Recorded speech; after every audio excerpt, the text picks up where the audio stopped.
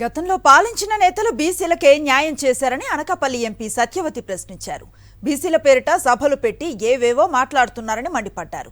బీసీలకు పెద్దపీట వేసి రాజ్యాధికారం ఇచ్చిన ఏకైక ముఖ్యమంత్రి వైఎస్ జగన్మోహన్ రెడ్డి అని చెప్పారు. సీఎం జగన్ నేతృత్వంలో రాష్ట్రం సర్వతోముఖాభివృద్ధిని సాధిస్తోందన్నారు.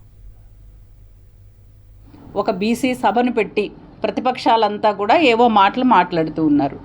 మరి గతంలో 2014 నుంచి 19 వరకు ప్రజలు అవకాశం ఇచ్చారు. మరి బీసీలకి ఏం న్యాయం చేయడం జరిగింది? ఈరోజు మన ప్రభుత్వంలో 25 మంది క్యాబినెట్ మంత్రులు ఉంటే అందులో 17 మంది బీసీ, ఎస్సీ, ఎస్టీ సామాజిక వర్గాలకు చెందిన వారికి మంత్రులుగా అవకాశం ఇచ్చారు.